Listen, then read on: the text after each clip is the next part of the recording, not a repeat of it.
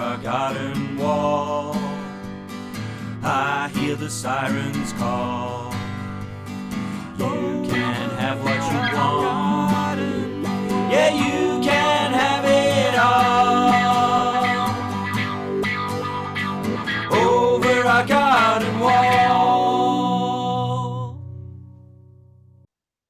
Hello there. If you've been following our Greatest Scottish Albums discussion on Twitter X and on our podcasts, you'll know that there's some albums that have had a lot of love as we've been going through the process. One of the most loved albums has been The Crossing by Big Country, and we were keen to try and get someone connected to the making of the album to come and have a chat to us. I'm delighted to say that we managed that today by having Steve Lillywhite on as our guest, who was the producer of The Crossing and a couple of subsequent Big Country records. It's fair to say Steve spoke with fondness about making the record, talked about how the process went, and had one or two recollections of some of the other stuff that happened around that time as well. Delighted to have him on. He lives away now, Steve, so it took a wee bit of organising on time differences, but we think it was well worth the effort, and I'm sure you'll enjoy it when you watch it. All the best now. Stay safe. Steve, good evening. How are you? I'm very well, thank you, Brian. Very well. And am I allowed to say it's St. Patrick's Day today, or maybe not, because this is going out some other time, right? No, St. Patrick's Day is fine. It'll go out fairly soon, hopefully. Okay, You're allowed to tell everyone where you are. Oh, I've left the shores of the West, and I've moved to Indonesia about 12 years ago. Okay. And I lived in Jakarta, the capital of Indonesia, for about 10 years. And the last 2 or 3 years I've been living in Bali. Fantastic. Which is, and pretty much this is where I'm stuck now, because I built my house here. Yeah. And, but you know, with communications and the internet, you know, it's easy to to be in connection. I watch British telly, I watch football, it's all fine. So yeah, I live in Bali, Indonesia though, which is great. I love it. Very good. And I bet you would rather not be in Glasgow on a wet March Tuesday. I've only ever had beautiful times in Glasgow. I mean, I proposed to Kirsty actually at a Big Country concert on New Year's Eve. Was that that was the one at the Barrowlands, was it?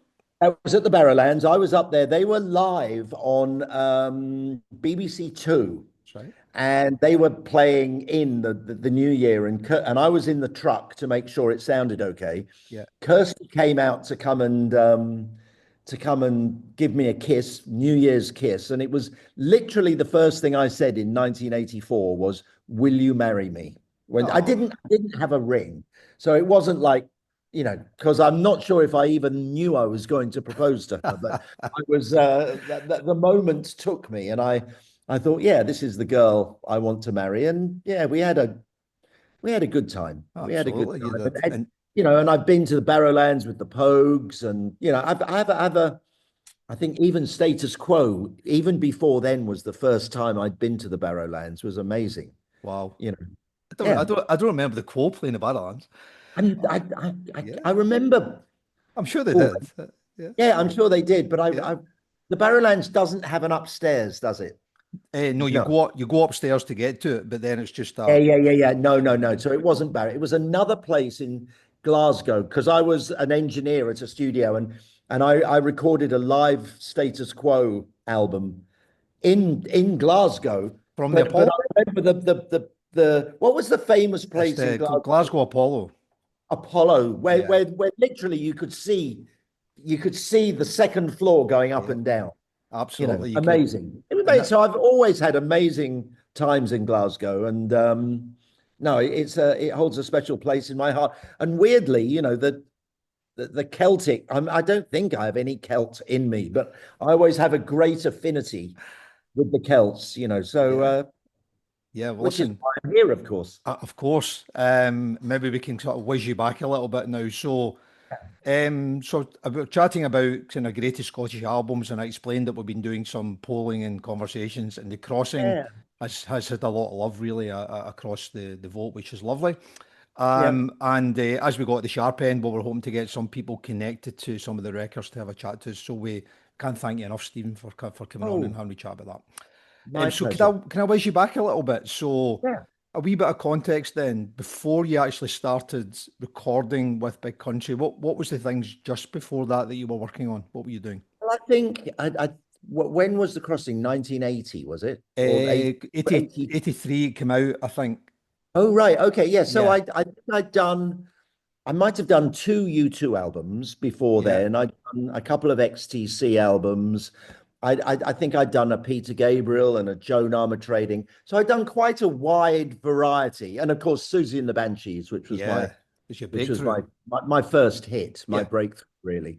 So but I remember a good friend of mine was an A&R man called Chris Briggs, had signed Big Country to Mercury Records, to okay. Phonogram in London.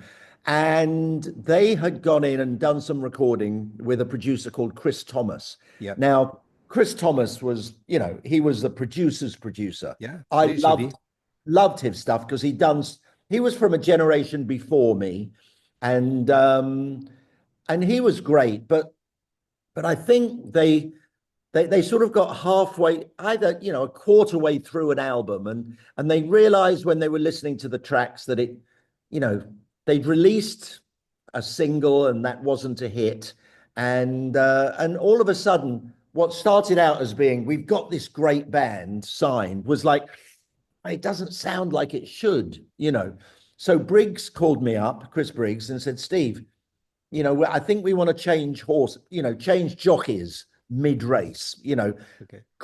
I love Chris Thomas, but it's not working with him and the band. Would you like to come in and do one, can we try out one song, Yeah. and then see how it goes? Because they didn't want to go straight into an album, because, they sort of done that with Chris Thomas. So they wanted to make sure this time to get a single right Yeah. first. So I said, okay. And it was funny that Fields of Fire, when you listen to all the songs, it's probably their least commercial song. It's not really, it's not that. I mean, it doesn't really have a chorus. I mean, 400 miles without a word. I mean, it's good, but, and it's a great song. But anyway, there it is. There you There it is. go. Fields of Fire. Big But 12-inch version. yeah, but what was great was that I went in and recorded it, and I think it's sort of something twigged in Stuart, because he went, that's the sound I've been having in my head, but I haven't been able to, it's never come back, Hmm. off tape. So I think I gave him the sound that he wanted, Mhm. for his album. And And were you aware of like the skids and stuff before that, oh Steve? yeah, I You was a were, huge right. fan of Yeah. because they were on Virgin, the Skids, the Yeah. same time that the Members were on Ah, Virgin. And my brother was in the Members, and I'd yeah. produced Sound of the Suburbs. So Sound of the Suburbs and Into the Valley came out about the same Yeah. time. Yeah. Yeah. And I remember thinking, and I loved Into the Valley. Yeah. Um, then, but Stuart wasn't the lead singer. No. So to go from the guitarist of a band to the lead singer of a band, I actually, even though Fields of Fire doesn't have a lot of singing, actually, Mhm. da da da da da da da, 2, 3, 4, 5, da da da da da da da da, Yeah. doesn't sound very much. I put him through hell doing the vocals, because I think, you see, there's a trick in recording, that if you double track the voice, it Mhm. makes it sound stronger. Mhm. But what I wanted to do was to get one voice that sounded strong on its own. Right. So instead of going, well, Stuart is a good singer, but he's not yet a lead singer, I wanted to fast track him to become a real lead singer. So I remember in the studio just really pushing him to do it again, do that line again, do that line again. So we went through the song, and I think he was knackered, honestly, because he'd never been pushed to do his singing so much. Yeah. But it worked out that one voice sounded great, so I managed to get a single vision of a single man singing rather than double tracking it. Yeah. And that, along with the sort of bigger drum sound that I was getting in those days. Now, the things like the guitar, everyone says to me, how did you get the bagpipe sort of sound? He says, that wasn't me. All that came from Stuart and Bruce, Okay. because really, as a producer, the sound that you can really affect is the drum sound, because, you can do lots of different miking and stuff. Guitar sound, especially in those days, that the guitarist had his pedals, Yeah. and you just put a microphone in front of the speaker, and that was the guitar sound. So, that was Stuart and that was Bruce, and actually Tony as well, because I was just listening to the album today, and Tony had a lot of effects on the bass as well, Yeah. which was quite unusual for those days Yeah. as well. So That was a bit proggy, wasn't it? Having effects on the bass, like Yes and all that. They did that with their bass sound, but the post-punk stuff didn't really. yeah, they did it. Well, Like, there was an element of Big Country that was nothing like punk. no. I mean, and I've always said this because I got my break from punk, but I always say that punk was a great attitude, but it was not, but it was a limited art form. Mm. You know, as music, it was okay, but it wasn't, it wouldn't last forever. Whereas I loved the attitude of punk, which was, no complacency, because we were still battling against sort of complacent rock music, Yeah. like the Rick Wakeman and all Yeah, that. yeah, yeah. But, Big Country had this. They had an element of, because Mark and Tony. Tony, they were session guys Hmm. before they joined the band. So they were great. I wasn't used to working with such great players, to be honest. I mean, Bruce was a bit different because Bruce was so young. He was so scared. He was so nervous being in Yeah, the studio yeah. because of the four of them. Stuart was quite cocky, they were his songs and stuff.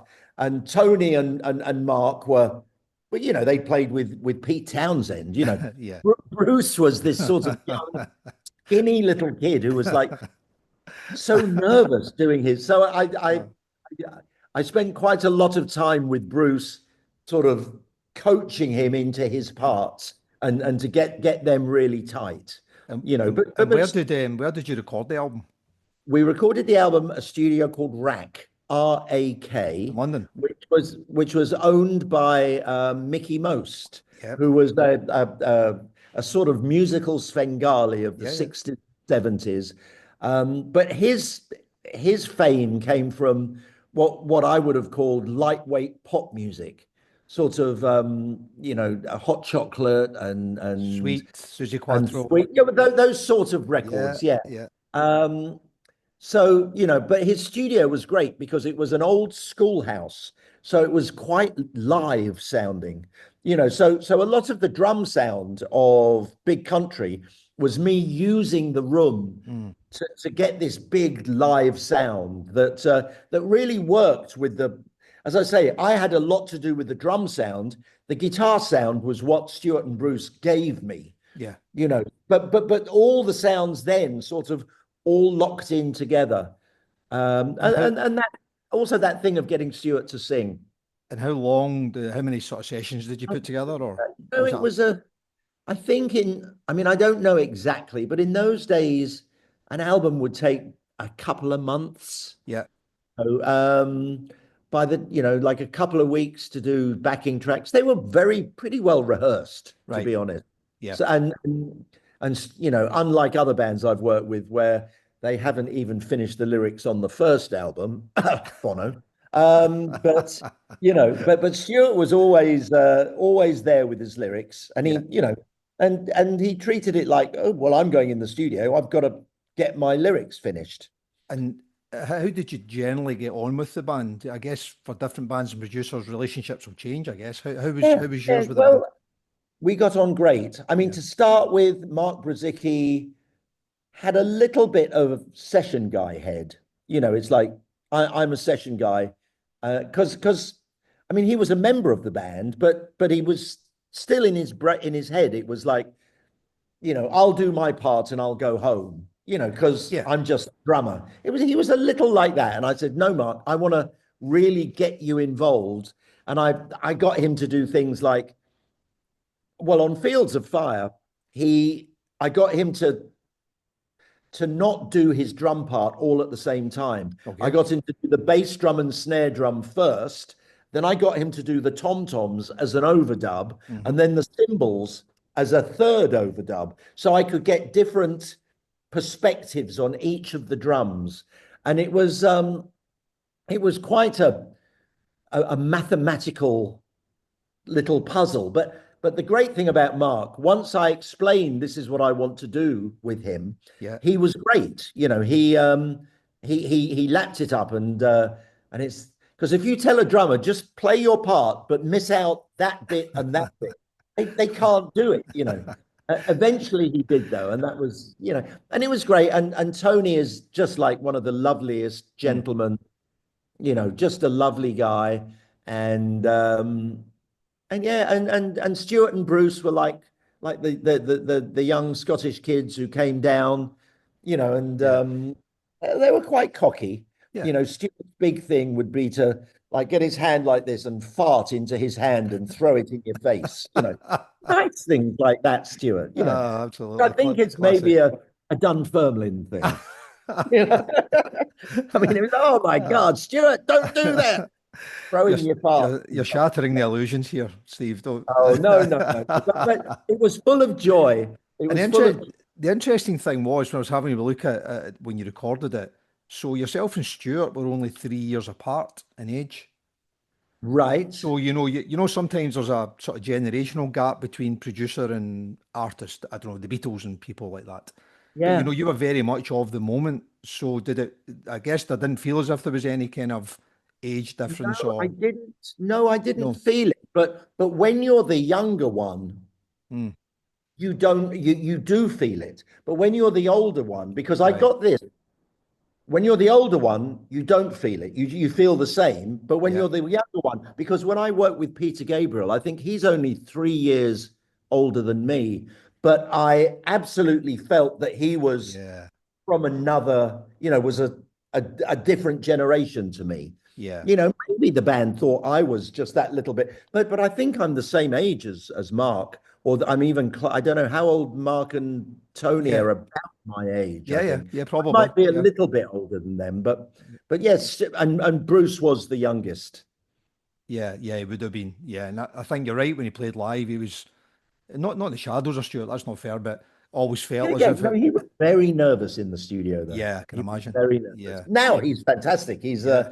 He's got his own version of the band and it's great. And how when the album was finished, I guess what are you there for like a playback and stuff? Did this? How do you sign that off? How does that work? Well, there's you're normally so knackered at the end Yeah. that you sort of go, oh, I mean, we might have had one playback, but in those days it wasn't on digital; it was all analog. Yeah. So if you need to chop the tape and put them all together to make an album, and every time you play it back, there was the possibility that the tape might start Yeah. shedding, not shredding, shedding, because the more that you play it, it can sort of starts to go a bit like, you know, Yeah. the crispness so you don't really play it that often. So we might have had one playback at the end, but to be honest, we were all pretty knackered. Yeah. And but I think we knew because we'd had the first hit single. We'd Yeah. had Fields of Fire, so and it was after Fields of Fire, I think, that Stuart wrote or certainly finished off In a Big Country. It gave him this he got this burst of creativity, Mhm. And also and that kind of I don't know, for want of a better word, that cinematic feel that it yeah. had, that because there must have been a reason that he left the Skids to do something else, and Yeah. that hadn't quite came through yet. So I think in his head he's probably struggling a bit to work out what Yeah, that although is. Into the Valley, actually, if you listen to Into the Valley now, other than Jobson's vocals, it could be a big country song, Yeah, yeah, that's a fair comment. Yep, to be honest. yep, So, I mean, it was very much Stuart's songwriting yeah, in the skits as well. And I know Yeah, you had quite a lot of other things going on. So the album came out and it was pretty successful. You know, I used to yeah. read the things you. Yeah, I remember now. Yeah, because I had, God, there was one week when I was there it Yeah. is, the Looks red great. It version. looks great, doesn't it? Red I version. love the red version. Yeah, yeah, yeah, yeah, yeah. My My one was. my girlfriend, now wife, when we Oh, met, Lorna had the blue version. oh yeah, the blue one was the one. That was the main one, right? And we used to have a kind of debate about the covers, never Yeah. mind the record. So But it's funny because I hadn't met Kirsty MacColl when I was doing Big Country, and it was because I met Kirsty MacColl when I was doing Simple Minds, Sparkle in the Rain. yeah, And she, when the first time she met me, she came and says, "Oh yeah, yeah, yeah, you did Big Country. I love that Big Country." She was a huge Big Country fan, okay, and because you know, it just gave you this sort of sense of, you know, over the hills, and we're attacking the Southerners. You know, that sort of. It was a little bit. A little, it was great. It was just a yeah, moment, and he lived up to the moment. You he know, he did. was he I really don't. did. Do you have like as producer? Do you have like favorite songs when you're doing albums? Do any sort of stick in your head You or? know what? I normally, well, normally during the making of it, my favorite song is something that is so not the single, just because when you hear it so much, you sort Yeah, of like the most complicated song the most because it keeps you interested. yeah, Whereas the catchy one, you oh God, not that one again. You know, but I was actually, and I haven't really listened to the album that much, but I when I listened to The Storm, I yeah, completely forgotten how beautiful that was. yeah, And the acoustic guitars on it are absolutely pristine and lovely. And you know, and A Thousand Stars. I that is also a great song. yeah. So I was They used to really, play when they were in their pomp. A Thousand Stars was the first song that they played live, oh and it was like yeah, you know that drum intro and the whole thing going on, right? And it just set the tone for the rest of the yeah, gig, you know. yeah. Although it's a pity that Wonderland. I mean, this shows how great they were at the time. You know, Wonderland is one of is it's definitely in my top three favorite Stuart. Oh, there it is. Look, my top three favorite Stuart songs. You know, Yeah, yeah. and And was that recorded at roughly the same that was time? recorded at Rack, but that was done separately Right. after. That was between the two albums, and Okay. and I and I remember, you know, that on Wonderland on the 12-inch, it starts with all that static. Yeah. And then it comes Wonderland. That static was a piece of equipment in the studio that was on the blink. There was a problem with it, and the engineer said, "Oh, don't, you know, I need to get that fixed." And I went, "No, no, no, wait a minute, listen to that sound." And I loved it. It Yeah. was this. I said, "Let before you fix it, can we record it?" You know, so we Okay. just recorded a bit of it on tape, Yeah. and then when it came to doing the mix of Wonderland, I said, go back to get that sound. So we laid that in, and it was almost like a, you know, like static on a radio. Yeah. Yeah. Yeah. And it was great. I Yeah. mean, I highly recommend anyone who hasn't heard it to listen to the extended mix of Wonderland. I loved it. It's It's because great. yeah, Yeah. I'm really proud of that. One of That's my, great. I had it on the other day. It's fantastic. Yeah. okay, yeah, good. Thank you. And also, I mean, everything ages, I guess, a little bit, but also still sounds really fresh, right? It's got this. Yeah, yeah, Yeah. things do age, and you know it's difficult. Sometimes they age, but then they come full Yeah. circle. Yeah. Yeah. People start to appreciate them again. Yeah. You know, I I always felt, certainly in America, that it was, in a way, it was a bit of a pity that their only hit in Mm. America was the title of the band, Yeah. because it gave the wrong impression. You know, because I lived in America for a while, and you know, you see, for me, if you say Big Country, U2, Big Country, and Simple Minds, they sort of all lock in roughly about the same time Yep. with the same sort of thing. In America, no, because Big Country, because it was their only hit, but also because the song title was the name of the band, it sort of came across a bit of as a one-hit Yeah, gimmicky but thing. novelty. Yeah, And novelty, yeah, and couple that with them on 4x4s in the video. yeah, It was just unfortunate because we knew them in the UK. We knew them as a serious rock yeah, band, absolutely. but it was. Yeah. I mean, they still were a serious rock band in America to some people, but to a lot of people, it was, like having the same name as it was not. It was a pity, But but it's a they got a couple of Grammy nominations and stuff for the album, and I think in a big country I think was nominated as well. really. I So didn't yeah, know yeah, that. yeah. So they one way or another they did manage to get a bit of props for doing it Yeah, over there, which for a first album's pretty difficult. I'm guessing. I know it was. It Yeah. was. It was great. Yeah, I mean, And and I'm you, still. I was going to say you nudged on. So not only did you do the Crossing and then Wonderland, but you stuck around and did Steel Town And we did with the Steel Town, guys. So how can which you was mind me asking again. how that went? Or Well, Steel Town was a little darker. yeah. Stuart was starting to think a little bit more about the world. Mm, I think, there was a sort of innocence about the crossing, mm, which was great. Steel Town, he started to see how the working man was being, could have had a better deal out of life, and mm. he decided to write about it. And you know, and it was I think lyrically, Steel Town is amazing. I think Yeah. he really grew up as a lyric writer with Steel Town. I think it's amazing lyrically.